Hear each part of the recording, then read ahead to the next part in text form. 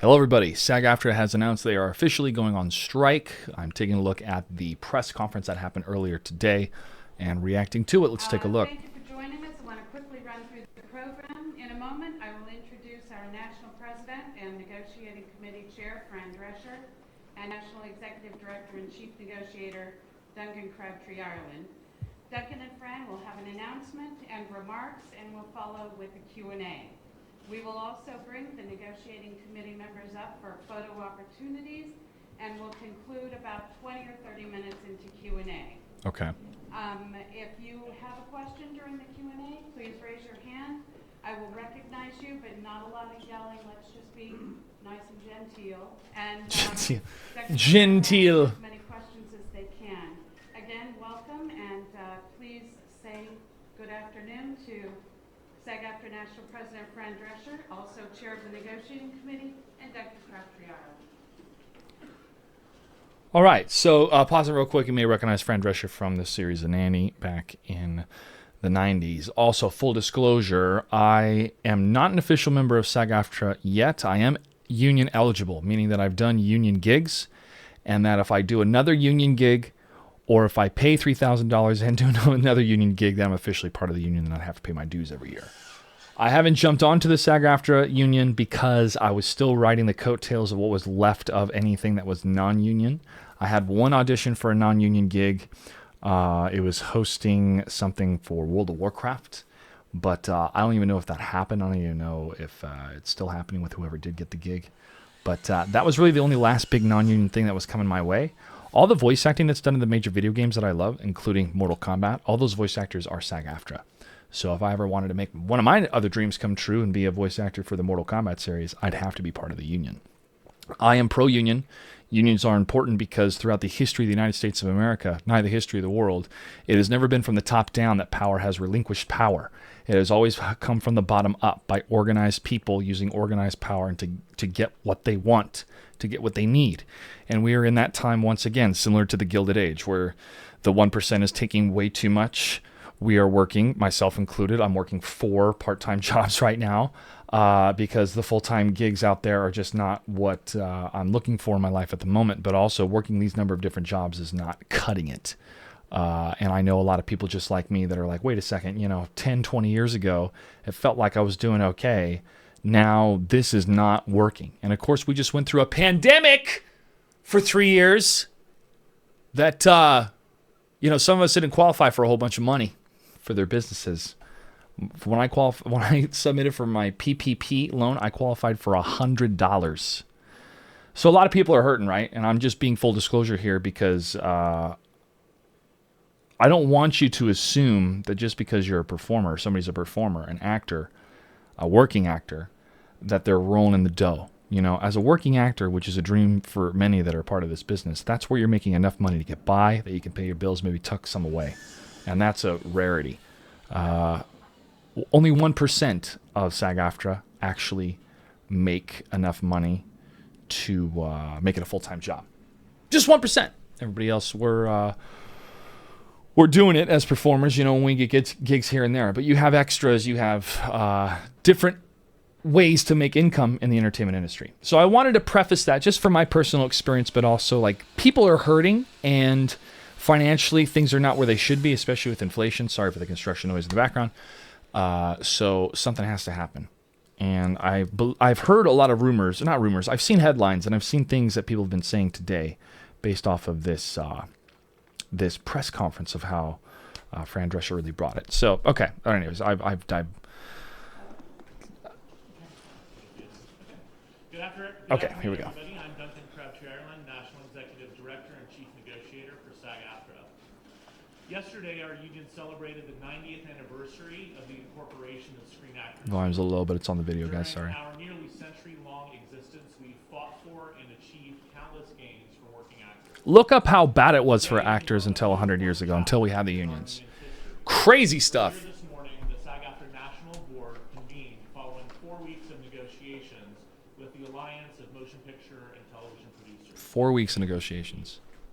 Because the AMPTP remains unwilling to offer a fair deal on key issues essential to protecting the livelihoods of working actors and performers, SAG-AFTRA's National Board unanimously voted to issue a strike order against the studios and streamers. Okay, there it is. Unanimously voted From the for time it. negotiations began on June 7th, SAG-AFTRA staff and the members of our negotiating committee have worked overtime, devoting their evenings, weekends, and holidays to achieving a deal that would ensure a sustainable future for the acting profession. But despite our team's efforts, the AMPTP has remained steadfast in its commitment to devaluing the work of our members. Actors deserve a contract that reflects the changes that have taken place in the industry. Amen. Unfortunately, the current streaming model has undercut performers' residual income, and high inflation has further reduced our members' ability to make ends meet. Okay, speaking my language, pause. You know who don't have a union? People that work in the video game industry. You know who don't have a union? People that work in visual effects. And look how often we are seeing article after article, headline after headline about crunch in the video game world, where employees and contractors are having to work obscene hours up until the point of the game's launch, and even then the game's not even done. They have to keep working afterwards until they feel it's at a fixed state, because they have to make a certain deadline, because that's what they promised the shareholders. The shareholders aren't making the game. A shareholder can't tell you the difference between C++ and Blue Jay. If you don't, most of you don't even know what that means. Hell, I didn't know that what that meant until I went to college for computer engineering and realized this is not for me. Thanks, United States Air Force, for paying for that semester. But this is history repeating itself. I hope you have read this book. This book should be required reading for every American citizen. The People's History of the United States by Howard Zinn.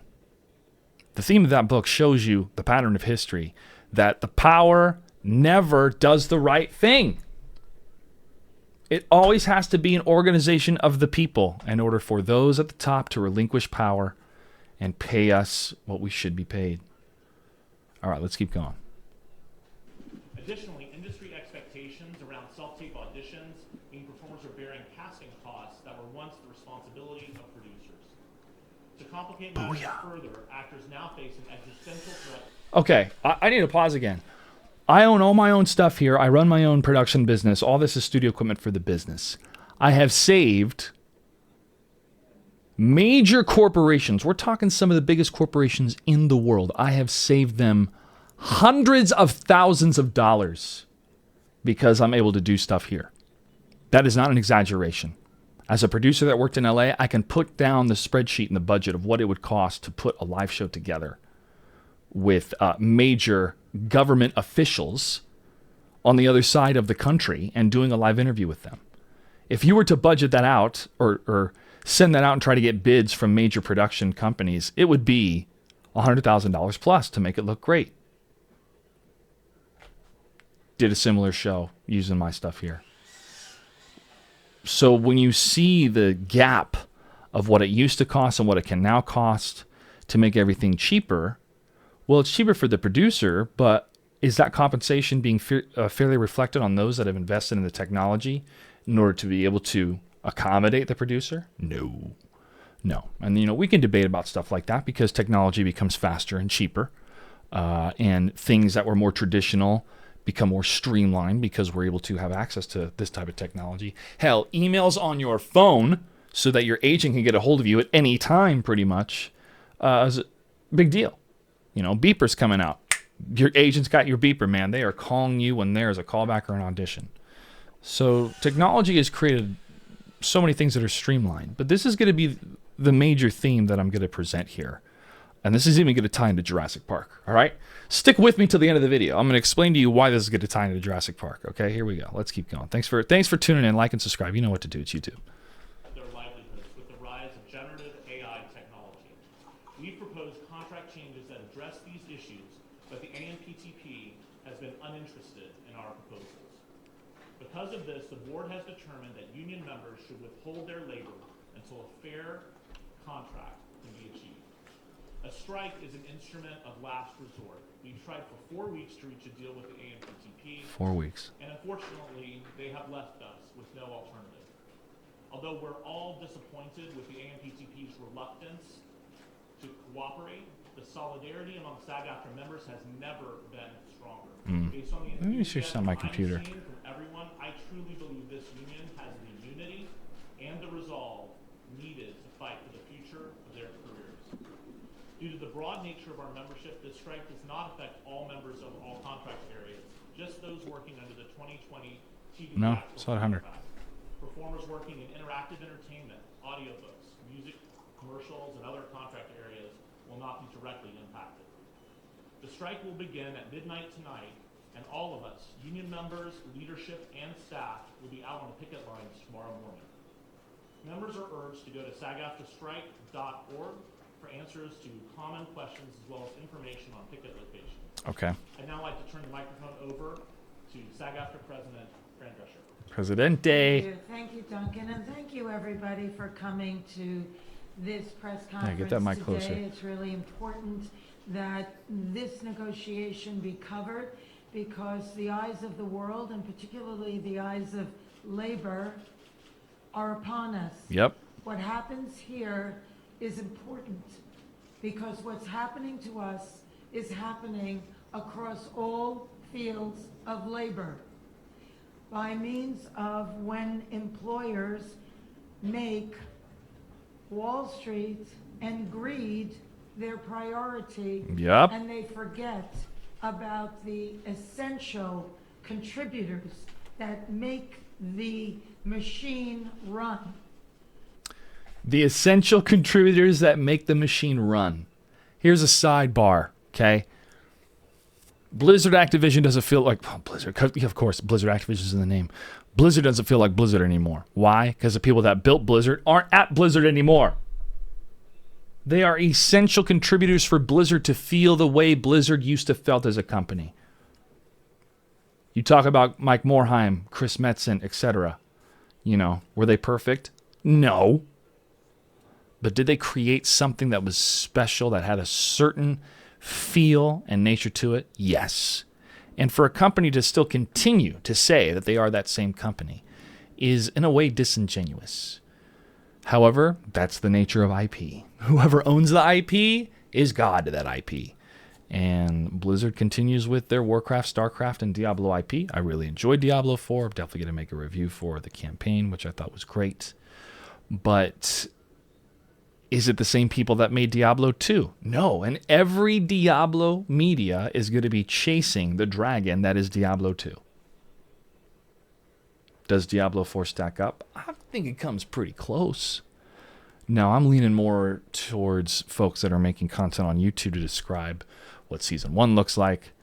You know, I could see myself in the long game playing Diablo 4 later into the winter. Because it's the summertime right now. Getting sunshine. Playing multiplayer games. Playing with friends Diablo 4. It's a possibility, sure. But that's like Zelda. The Zelda game that just came out. I'm playing it in the winter. Don't have time for the rest of the summer. Final Fantasy 16 was the greatest one of the greatest pieces of art. Works of art ever. All right? Spoilers for my upcoming review. We have a problem. We do have a problem. And we are experiencing that right at this moment. This is a very seminal hour for us. I went in earnest thinking that we would be able to avert a strike.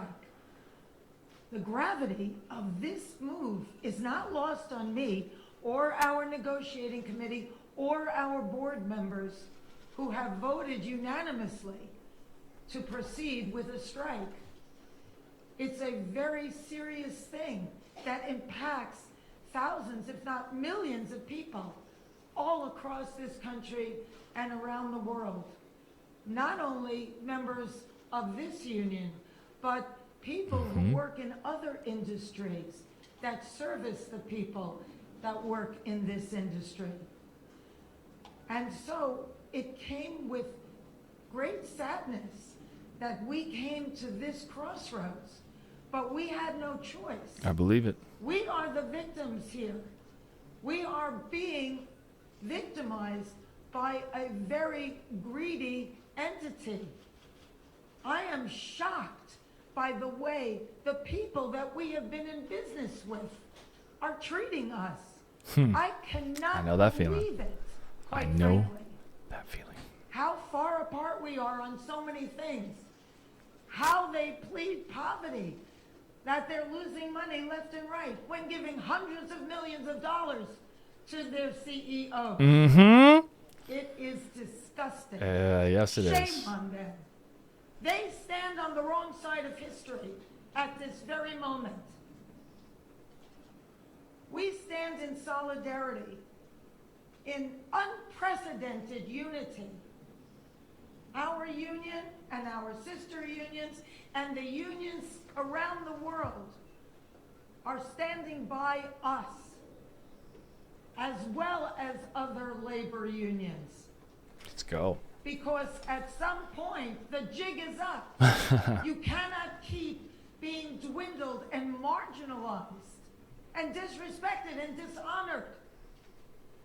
The entire business model has been changed by streaming, digital, AI.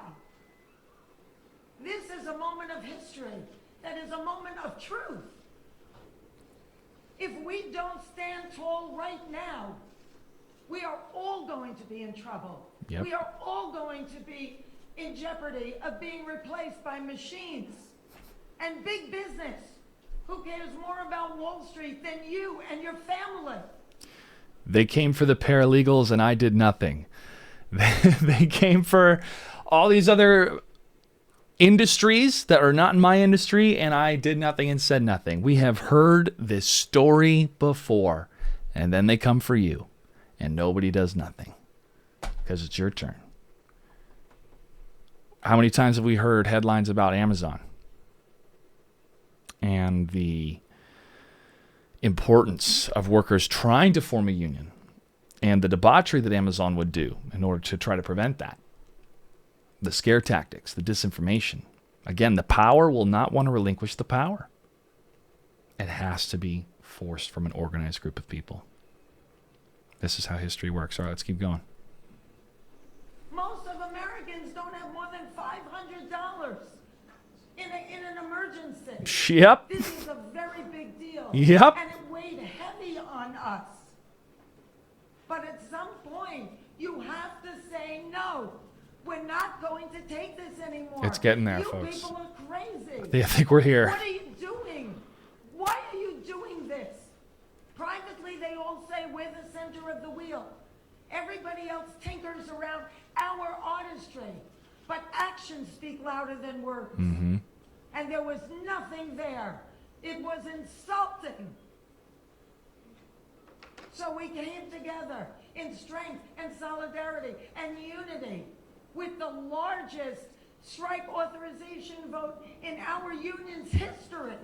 Wow. Whoa. And we made the hard decision that we tell you as we stand before you today. This is major. It's really serious. And it's going to impact every single person that is in labor. We are fortunate enough to be in a country right now that happens to be labor friendly. Yeah. And yet, we were facing Used to be. opposition that was so labor unfriendly, so tone deaf to what we are saying.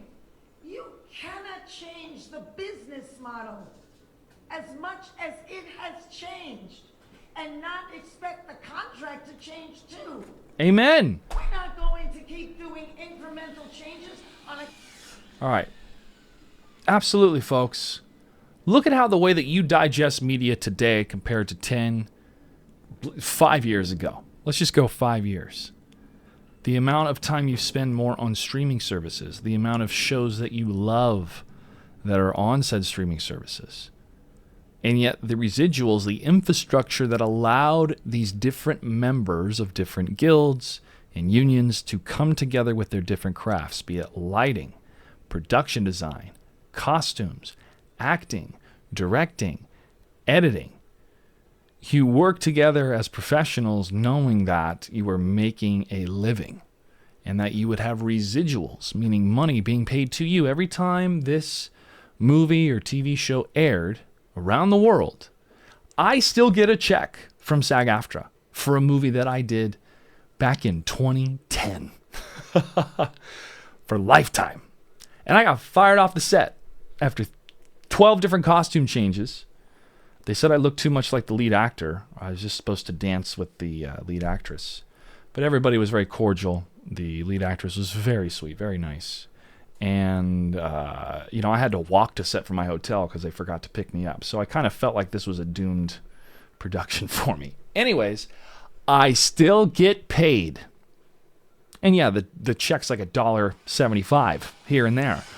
But if SAG-AFTRA cares enough about me and my $1.75 once in a blue moon when I get that check in the mail, then I feel assured that they're looking out for the best interests of their performers, of their artists. Because $1.75 is easy to miss. And that gives me a little bit of that, I'm part of something bigger than me. That actually learned from the past of how bad things were for people and how to fight for the things that we have today. And those that don't learn from the past are doomed to repeat it. All right? If you feel I'm getting too preachy, if you feel that, they're just actors. Yeah, we may not be as important as plumbers and electricians, but plumbers and electricians watch TV shows too, folks. Okay? We all have our thing. And if you're able to monetize it properly, make a living out of it, that's true happiness. For me, it's performing, it's acting, it's storytelling. I've done a lot of it behind the camera. I've done a lot of it in front of the camera, a lot of it on stage. And when COVID happened, a lot of that stuff got wiped out, which was not too fun. But it's coming back, baby. Anyways, let's keep going. A contract that no longer honors what is happening right now with this business model that was foisted upon us? Yep. What are we doing? Moving around furniture on the Titanic? It's crazy. So the jig is up, AMPTP. We stand tall. You have to wake up and smell the coffee. We are labor and we stand tall and we demand respect. Let's go. And to be honored for our contribution. You share the wealth because you cannot exist without us. Thank you. Ooh.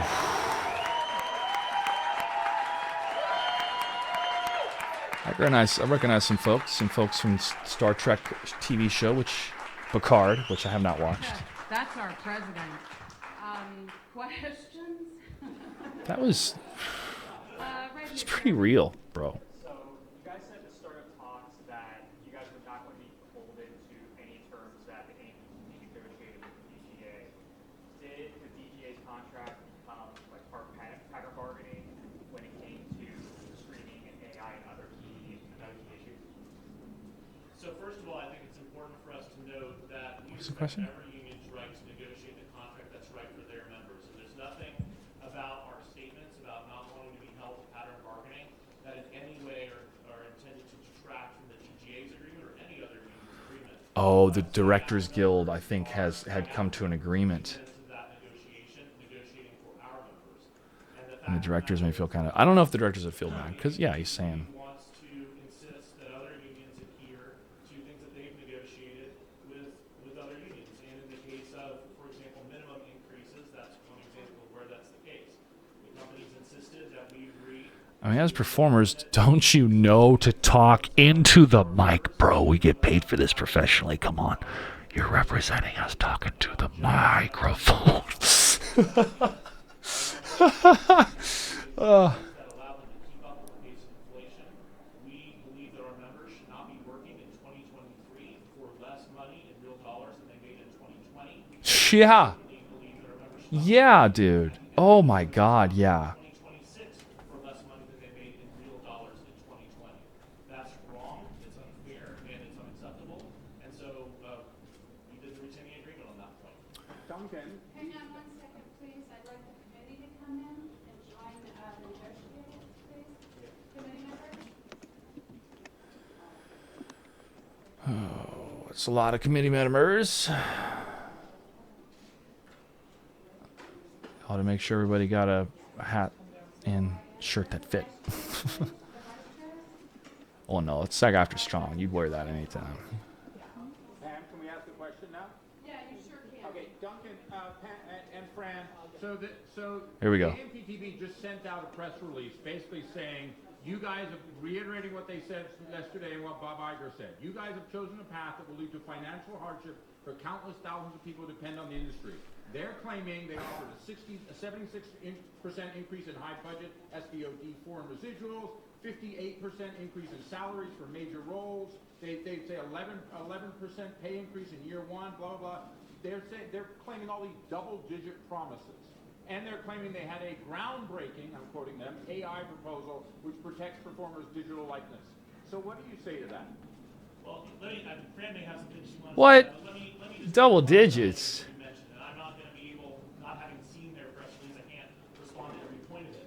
But this groundbreaking AI proposal that they gave us yesterday, in that groundbreaking AI proposal, they proposed that our background performers should be able to be scanned, get paid for 1 day's pay, and their company should own that scan, their image, their likeness, and to be able to use it for the rest of eternity in any project they want with no consent and no compensation.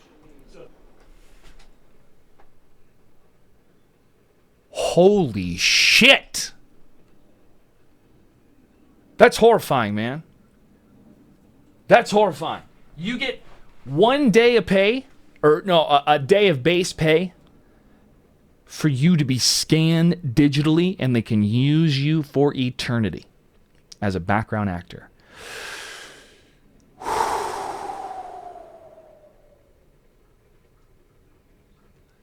Yikes. That's a yikes from me, dog. No way, man. You know what, folks? I have a lot of reviews on the way. I got Little Mermaid, which I enjoyed, and 2 films which I did not enjoy as much as I should have with one. And one that I was so disappointed with, I almost walked out twice. Okay? I'll let you guess between the two of The Flash and Indiana Jones. But if you've been watching my content, you know which one is which. Even though you are using effects to try to create something real, it doesn't have the heart and soul of it. Just because you put a younger face on a stunt performer doesn't mean that they are the archaeological adventurer. All right? If you do this AI digital scan stuff, it's gonna feel wrong. I think it's gonna feel wrong. Just like the Flash CG felt wrong. You know? But who knows? Now, this is how it kind of ties into Jurassic Park. I told you to stick around. I'm going to explain it to you. Jurassic Park was when they first saw that computer modeling, especially for a dinosaur that was running, looked realistic. Looked like it could replace stop-motion animation. And that was kind of the moment that these different artists, George Lucas, Steven Spielberg, and others, James Cameron, were waiting for to know that they could create these new worlds, which that we have today. But I'm reminiscing of Dr. Ian Malcolm when he says, well, you were so preoccupied on if you could, you never worried about if you should, right? And this is where it gets into that territory where people that are crunching numbers, that are sitting in a big building, that get a bonus off of shaving numbers off of the budget, go, oh, if we use AI actors, we scan them once, they live in our digital libraries forever. We could use them for any scene we wanted to. And so it's going to be a green screen fest. Oh, you want to have this amazing gladiator type scene where the crowd is roaring? We can make the crowd AI. You know what's scary is that maybe people won't be able to tell the difference in the future. You want a good movie about AI? Mission Impossible Dead Reckoning. Oh, right. Part 1. Here we go. Let's go. do you think that's a groundbreaking proposal? Yes, you think again. That's, I don't know, man. This AI to replace people is just crazy. But it's happening. It's happening. Encouraged by what was happening. So what turned? What was the pivot? Where did things go south? Well, initially, we started kind of on the outside. They weren't really ready to get to the core issues, and we were encouraged, quite frankly.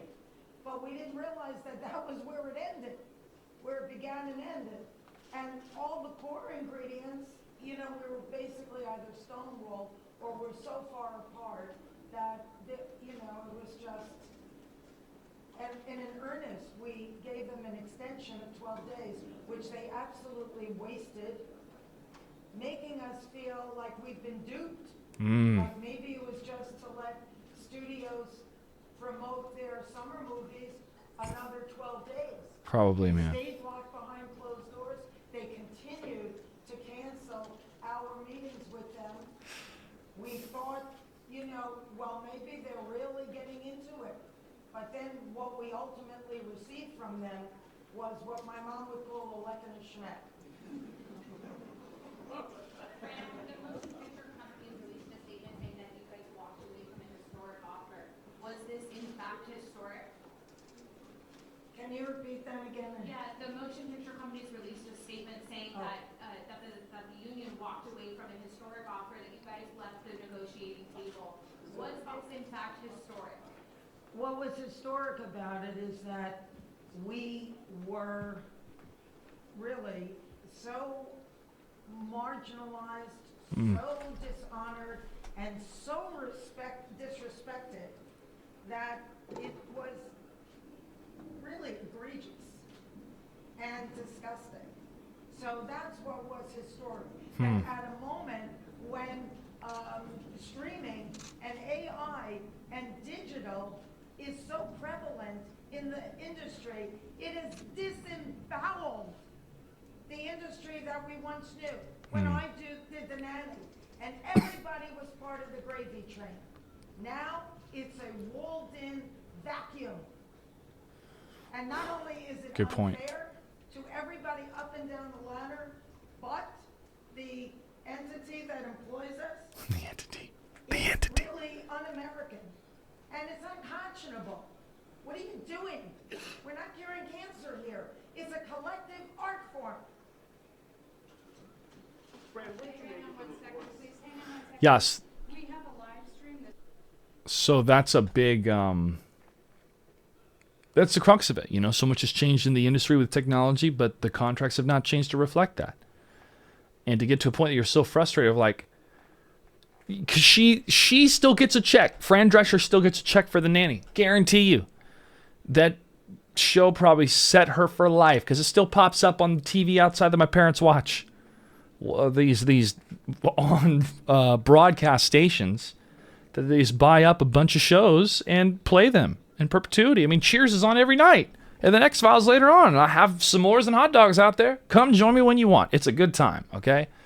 But that is where the money is. A great idea that can live on in a very long time. Syndication.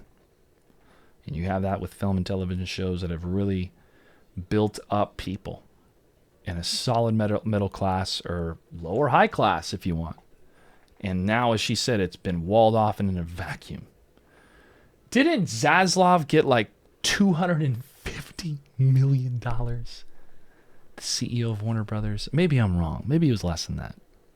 Doesn't Bob Iger get $30 million a year?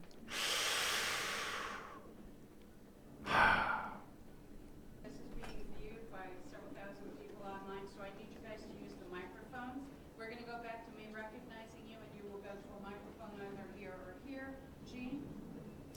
Yeah, hey, we're professional actors. Let's use the microphones. That's up to them. We're open to talking. Yeah, it's up to the studios. And the studios are going to think, oh, we can wait out the actors It's up to all of this and the writers. because of their behavior. It's up to them if they're willing to talk in a normal way that honors what we do. I mean, they are well aware of what it takes to make a deal. Fran and I personally spoke to several of the CEOs of these studios yesterday, and at length. They know what it will take to make a deal.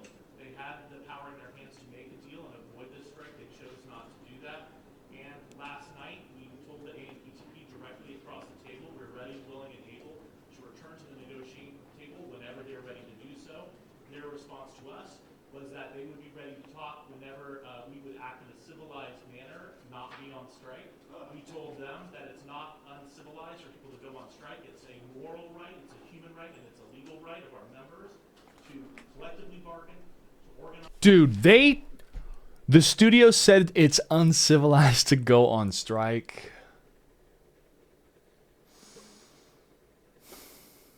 I'm sure they said it when they were wearing their powdered wigs.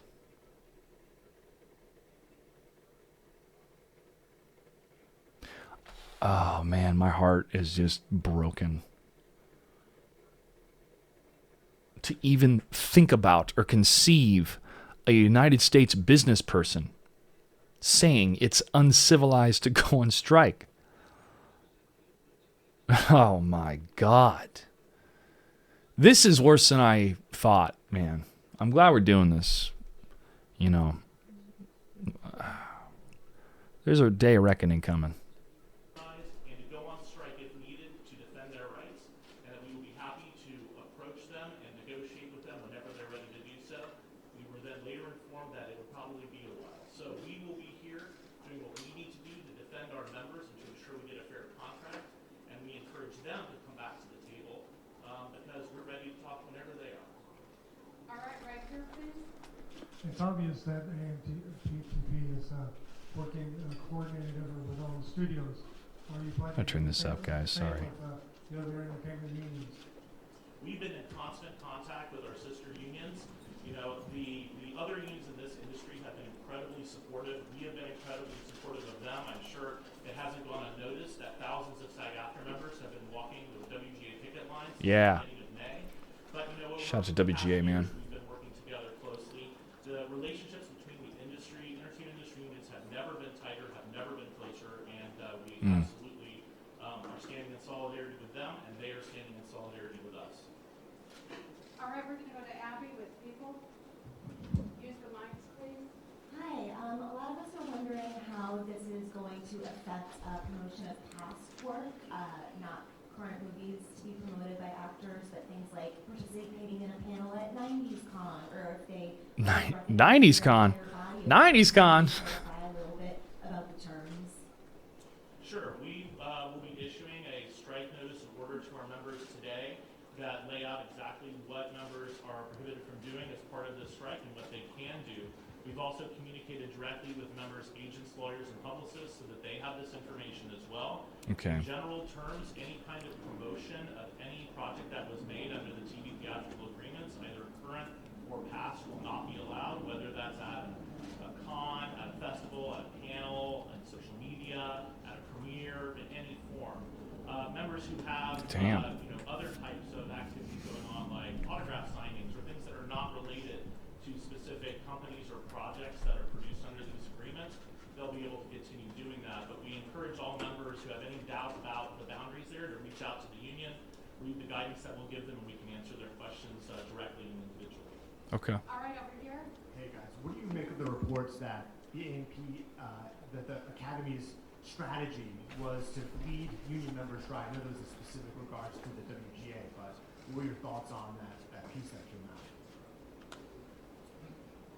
It was reported in the press just recently that there were some executives from the studios who stated that that it was okay for writers to go homeless as a result of this strike, or that, like you said, that they want to bleed the people dry. Jesus Christ. A necessary evil. A necessary evil, that's right. Wow, yeah, people go homeless is a necessary evil. That sounds something a rich person would say. The room would remember some of the things that were said. But you know what? Eventually, the people break down the gates of Versailles, and then it's over. But we're at that moment right now. Holy shit. Thank you. Right here. I think tomorrow is the Hi, Ted Chen, KMBC. Anniversary of the Gates of had a Versailles. Significant impact on the LA economy. French Revolution, man. Yep. $30 million a day. What would you The more I study that, I'm going, oh, it sounds like today. Losing their living because of Hollywood, who are going to be suffering alongside with you. Well, believe me, our heart believes that we had to make this decision. But we can't not get what these members deserve because it's only going to get worse. Yeah. This is where we That's what- drew the line in the sand. Yeah. And it's a terrible thing to have to do, but we were forced into it. And let's not forget, actors are working people too, alongside everyone else in this economy.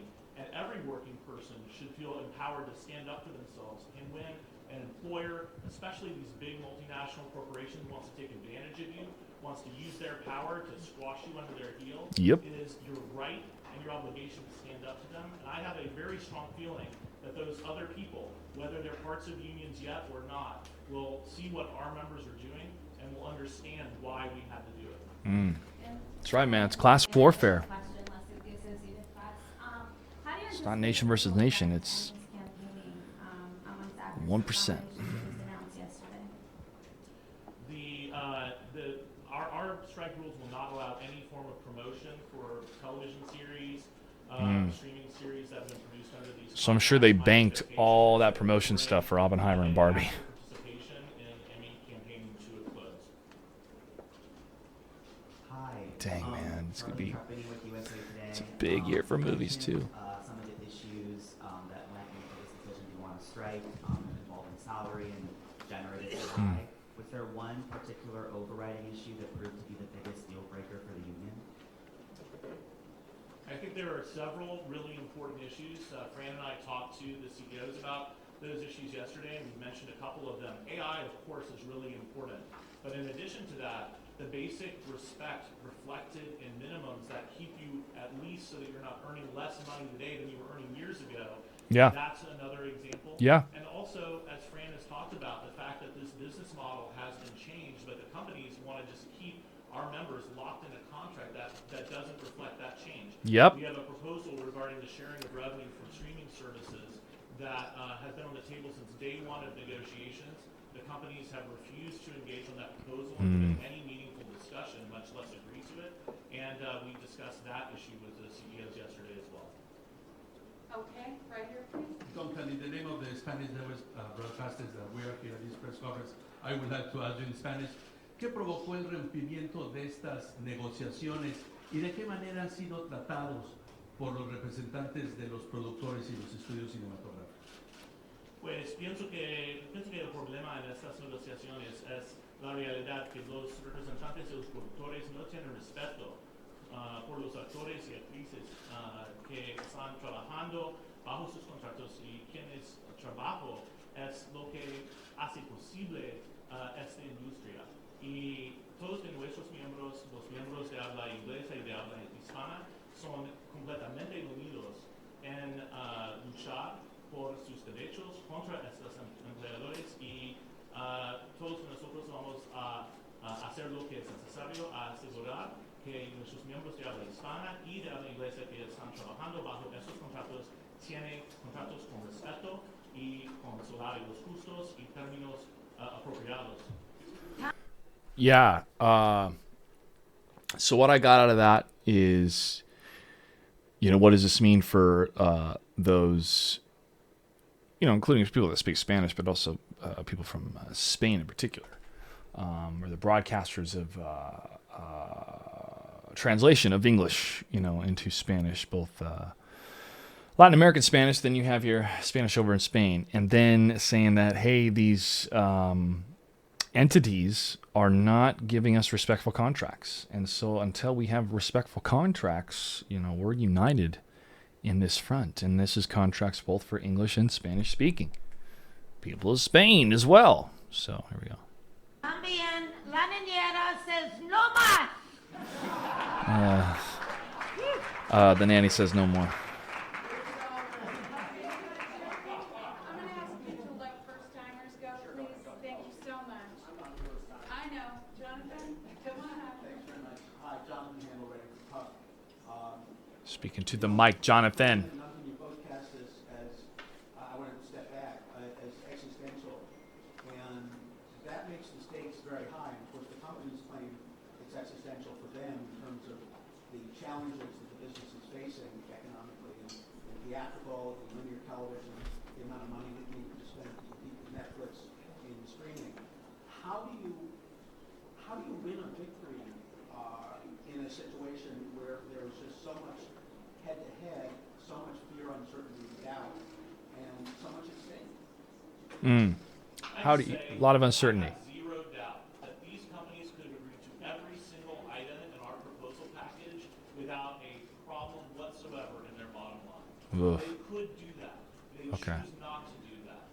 We told them, we told the CEOs yesterday, and we told the AMPTP across the table as it relates to our streaming revenue share proposal, that we would be flexible on the terms of that. The issue is that there has to be a change in the structure. It's like what Fran said, we can't continue working off of a contract that was designed for a different business model. That's right. Despite that indication of flexibility, unwillingness to move in our direction or even substantively discuss proposals. There is no, this strike could have been avoided 100% by these companies simply being reasonable, and nothing about this contract would damage those companies at all. This is a matter of respect for SAG-AFTRA members. All right, big words, but sounds fair. And it just isn't there. Thank you. Do I? Well, Hydrate. you know, I mean, I say to their faces that, you know, you're sitting there trying to squeeze us out of our livelihood. You're systematically figuring out ways to carve us out of what is due us. And you're sitting. There's a glitch in the matrix. outside of history. Shame on you. That's what I have to say. All right, right here, please.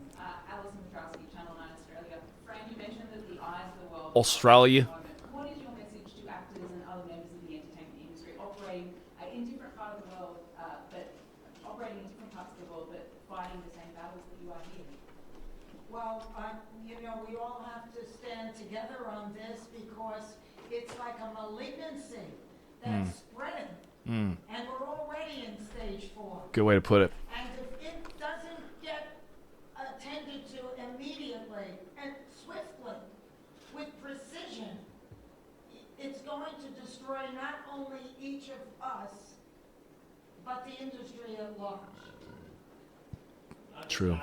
SAG-AFTRA has members all around the world, and we also have extremely close relationships with our sibling actor unions all around the world as well. And there have been plenty of times in the past when SAG-AFTRA members have gone to bat to fight for our fellow members around the world, whether it be in New Zealand with respect to the Hobbit situation, whether it be in South Africa, helping our colleagues there achieve copyright protections in their domestic law that they didn't have before. We've stood by and we do stand by them, and we know that they stand by us. We've spoken to them. I wonder what the Hobbit situation was. Solidarity from actors all around the world, because they know this is a just fight. This is the same fight that they Remember the dwarf situation from the Hobbit. Thanks, Duncan. Now the first Yeah, the studio was disrespectful towards the dwarves. The actors that played the dwarves. There's been a lot of optics of CEOs and in the valley holding the line, candidly being forced to keep your proposals. The company Holding the line, proposals. Sorry, it's hard to hear on folks. That wasn't a selfie. Excuse me, I just want to set the record straight on that. Before you do, can I just say something? Before Fran answers that, I want to say it is outrageous that they would do that. You know what Fran was doing was Fran was working, which is what our members do. And for these employers to cynically try to turn our members against Fran because she's doing a job that she was under contract to do, while by the way, she was zooming into our negotiations after work hours, working 18 hours or more a day. It is outrageous, it is wrong, it's despicable, and they should be ashamed of it, but I'm sorry, Fran, you want to say that? No, I appreciate I don't even know what that. that's about. I mean, you know, I'm a brand ambassador for a fashion company. Yeah, she's probably just working. And so is Kim. I had only met Kim seconds before that publicity picture was taken.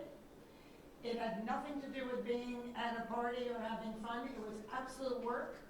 I was in hair and makeup 3 hours a day, walking in heels on cobblestones, doing things like that, which is work, not fun. I'm sure Kim would have rather have been at her home in Malibu with her children too, but we work. That's what we do. Yeah. And at 10:30 at night, I would leave the event, I would go to my hotel room, and I'd call into the Zoom. And when I couldn't get through to them because I was on a plane, I was texting with them constantly throughout the plane ride. I worked time zones because my parents live in Florida, though I keep asking them to move here. And I manage their well-being as well. So, you know, I think that all of the people standing behind me stand behind me. Yeah, I like Fran Drescher, man. She's dope. But it's real. I know you're working. People call me. Yeah, I'd be pissed too. Oh, you took a selfie. It's like, this work. It's what I do. I'm in front of the camera. You sit up in a high-rise office.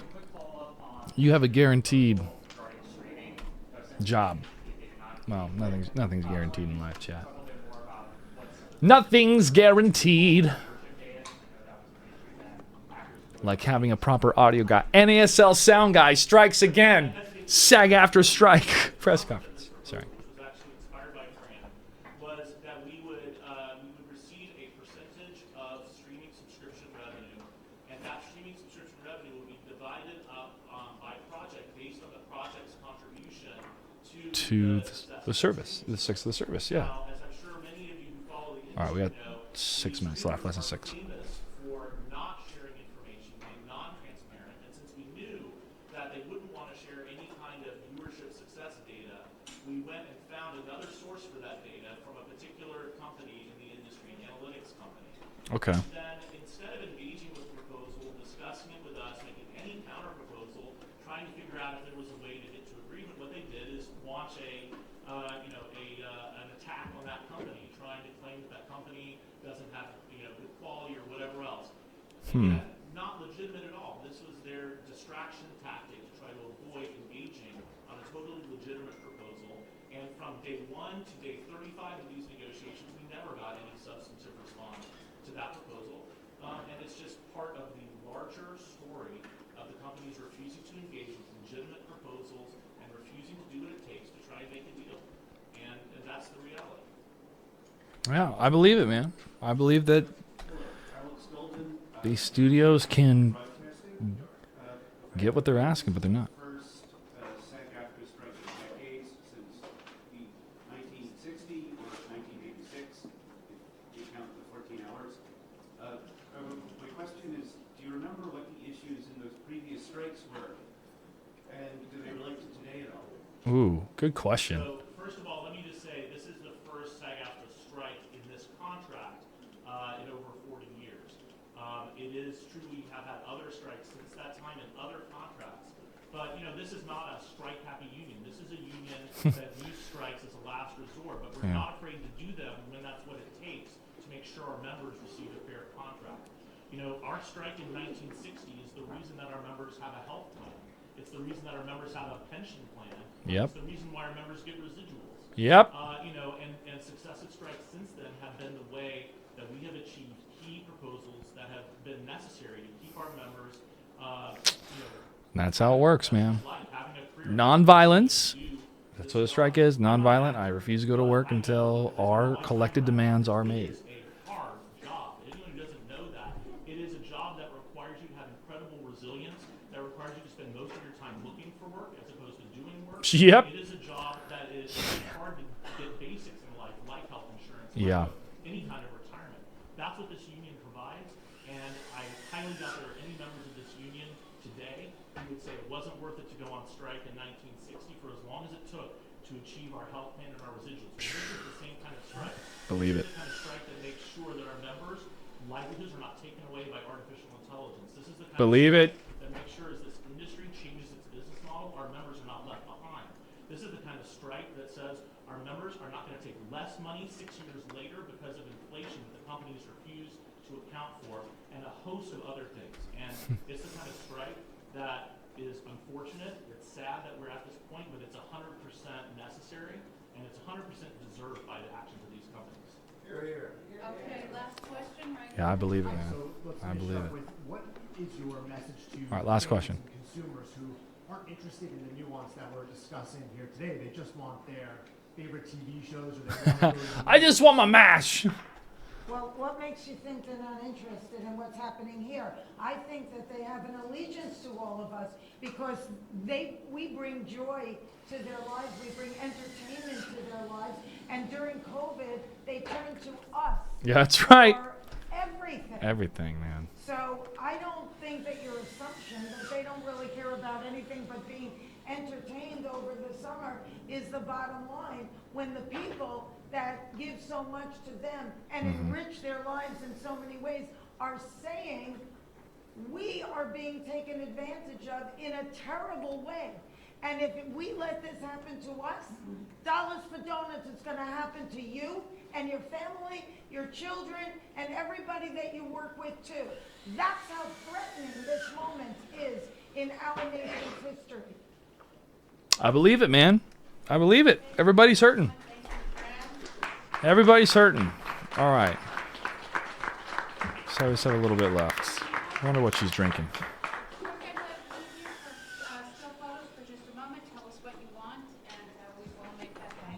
All right. Looks like it's just going to be all photos here. Well, there you have it, folks. You know, I gave you my perspective, my opinion, but I implore you to look at history. The People's History of the United States by Howard Zinn details this. There's one quick story I want to share with you, and this takes place in the industrial age of New York City. Oh, I'm thinking late 1800s, early 1900s, but textile factories everywhere. Factories that had multiple floors. Multiple floors. Now, you would think that if there was a fire or something, there were certain protocols or safety measures in place in order to help people get out of a building if there was a fire. No. Even the fire engines in New York City, the ladders couldn't reach those upper floors where young women were trapped, and instead, some of them, instead of burning to death, held each other and jumped to their deaths.